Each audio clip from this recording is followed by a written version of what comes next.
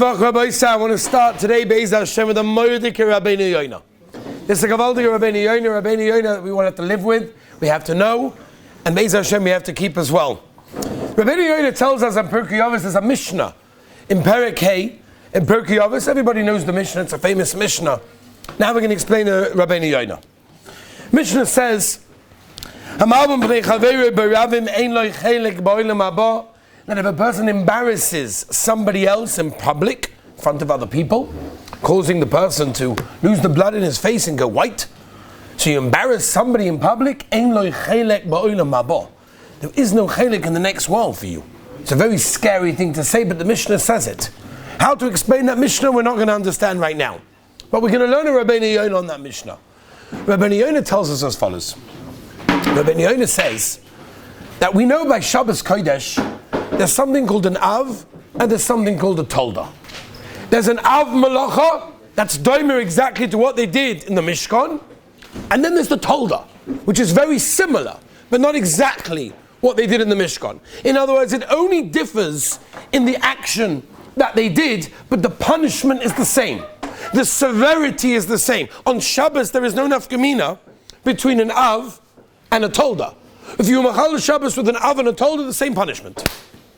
True, how you did it, the action might have been different. It wasn't doimit to the Mishkan. Memele, it's a Tolda, not an Av. But the severity is the same thing. That's what Rabbeinu Yoina says. Then he moves on, and he says that there are three Gimel Aveiros Chamuros. There are the three big hitters, the three big Aveiros that we're all familiar with, that we know are the worst of the worst. Avodah Zarah, Shvichas Domim, Gilu Arayas. These are the worst of the worst. Person has to give up his life for these. These are the serious ones. Gimel Aveiros Chamuros. Says Rabbeinu Yoina, those are the Avos. That's the Av. But there's a Tolda. And a Tolda of each of those three is as severe as the Av, even if you didn't do the same action as the Av. You with me? And therefore, he brings, for example, what is the Tolda of Avodah Zarah? Anything that people are worshipping, they're looking to, they're serving, whatever it is in each generation, that's what it could be. Shvichas Domim, that's Poshet, that's this Mishnah. Shvichas Domim doesn't only mean killing someone in a physical way, but embarrassing somebody in public. That's as doimet, it's the same thing as killing someone. It's a Tolda. It's not the Av. The Av is killing, the Tolda is embarrassing. Okay, so maybe Enachanami, you're not doing the same thing, but the severity is the same. And then Rabbeinu Yoina says, what about Gilu Arayas? How does it work? What's the Tolda of Gilu Arayas? And Rabbeinu Yoina says as follows. And remember, Rabbeinu Yoina, and this is Be'etzem, many Rishonim hold this way. Rabbeinu Yoina says that these are the Gimel Aveiros Chamuros that a person has to give up his life. Yoreg va'al yavo. You have to give up your life for Avodah Zarah, Shvichas Domim, and Gilu Arayas. You have to give up your life for it, Poshet. And therefore, the Avos and the Toldas are the same thing.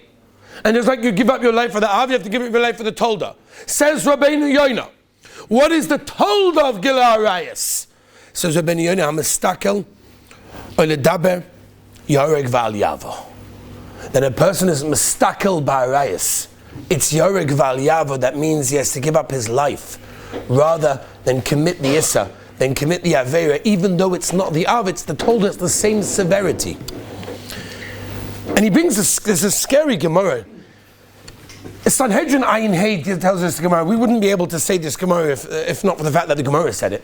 So I'm just going to go and read out the art scroll of the Gemara, and you could look up the Gemara yourself, Sanhedrin Ayin Hey. It's a Mordecai Gemara, scary Gemara. The Gemara says like this.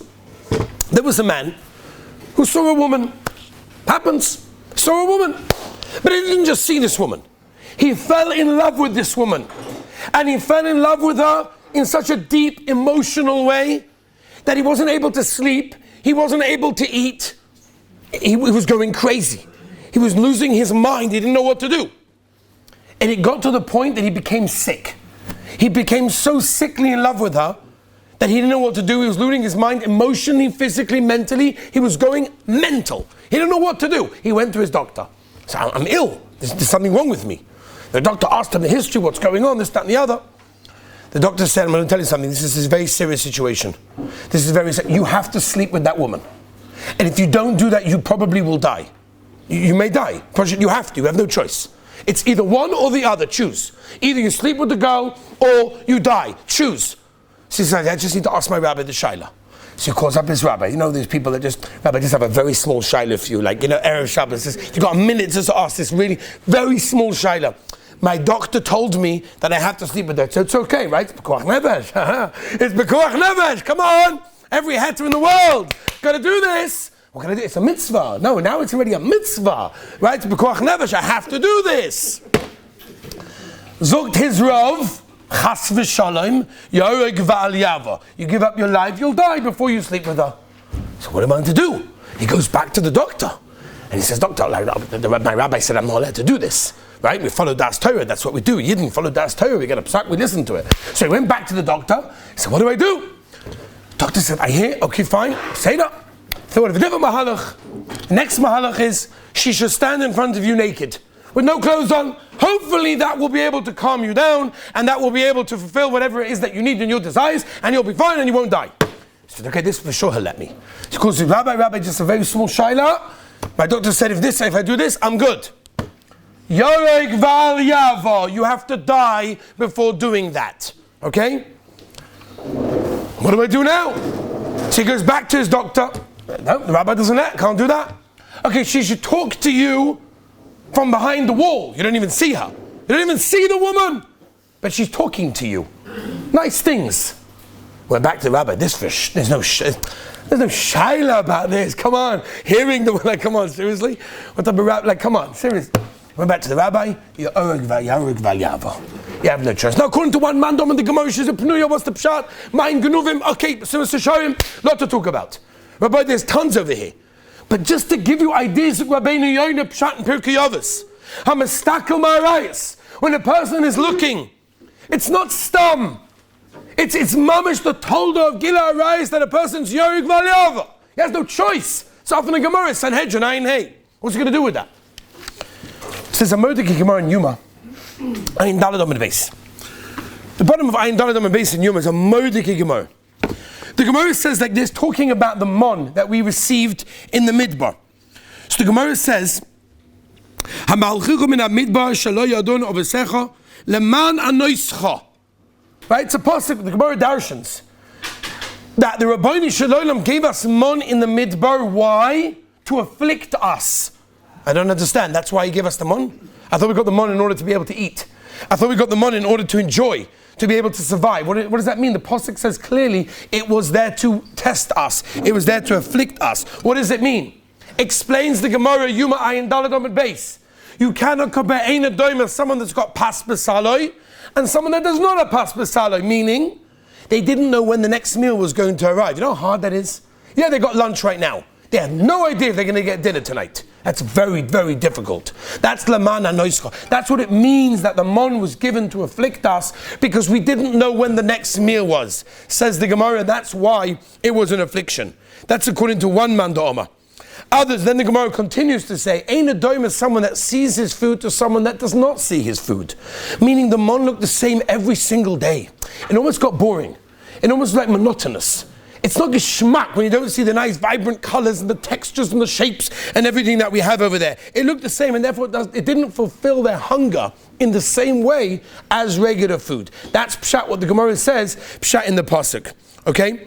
And therefore, says the Gemara, Omer Reb Yosef, from here we see that a blind person doesn't get full satisfaction of his food. Omer Rabbaya, that a person should only eat during the day because then he can actually see his food.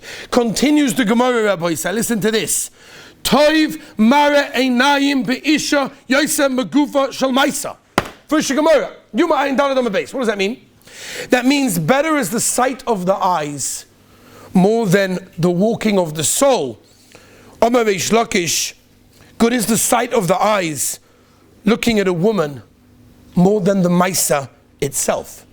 That means a person can get more hana by looking, by imagining, more than the maisa itself. That's what the Gemara tells us in Yuma Ayin Dalad. Asks Rav Shlomo Wolbe Zatzal, what does that mean? More hana by looking than the maisa? Come on. Doesn't make any sense. The Maisa is the Maisa. Looking is just like a step before that. What does it mean? So Rav Wolbe explains that that's exactly what the imagination does to us.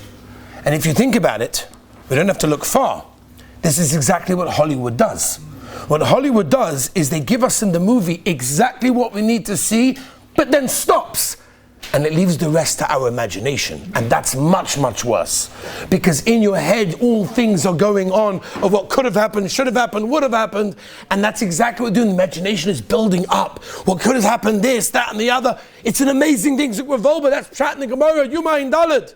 Is that greater is the seeing. Because the imagination builds it up.